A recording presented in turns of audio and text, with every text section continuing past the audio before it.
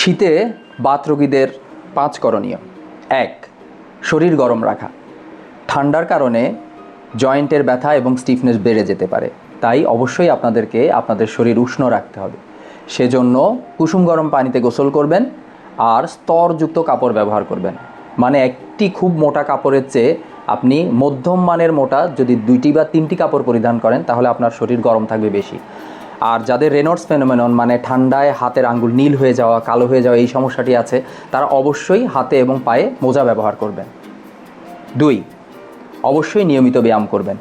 যে জয়েন্টগুলিতে মুভমেন্ট হয় না সেগুলিতে ব্যথা বেশি বাড়ে, সেজন্য যতটুকু সম্ভব প্রয়োজনে ঘরের মধ্যেও অ্যাক্টিভ থাকতে হবে। তার মানে অল্প কিছু ব্যায়াম, স্ট্রেচিং এক্সারসাইজ করতে পারেন। বাসায় যদি স্টেশনারি বাইসাইকেল থাকে সাইক্লিং করতে পারেন, বা বাসায় অ্যাটলিস্ট হাঁটতে পারেন। সহজ কথা, স্টে অ্যাক্টিভ।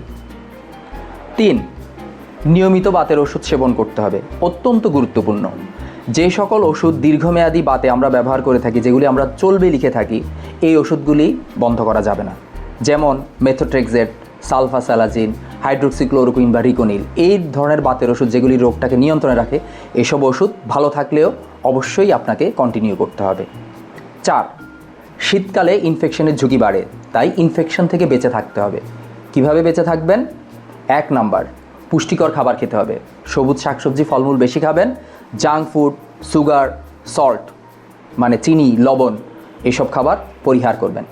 আর যারা দীর্ঘমেয়াদী বাতের ওষুধ খাচ্ছেন তারা তাদের ভ্যাকসিনেশনটা আপডেট রাখবেন। ইনফ্লুয়েঞ্জা ভ্যাকসিন, নিউমোনিয়া ভ্যাকসিন কবে দিয়েছেন চেক করবেন। যদি ইনফ্লুয়েঞ্জা ভ্যাকসিন 1 বছর হয়ে যায় তাহলে অবশ্যই ইনফ্লুয়েঞ্জা ভ্যাকসিন নিয়ে নিতে হবে। 5 নাম্বার, জানতে হবে কি সমস্যা হলে বাসায় বসে থাকা যাবে না, ডাক্তারের কাছে যেতে হবে।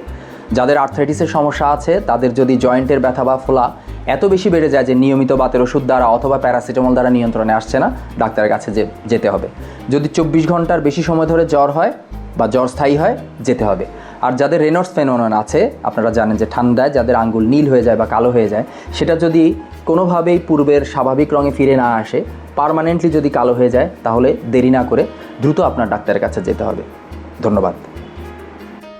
বাতরোগ বিষয়ক যদি আপনাদের যে কোনো প্রশ্ন থাকে সেটা আপনারা কমেন্ট বক্সে আমাদেরকে জানাতে পারেন। আমরা পরবর্তীতে সেই বিষয়গুলি নিয়ে আলোচনা করার চেষ্টা করব।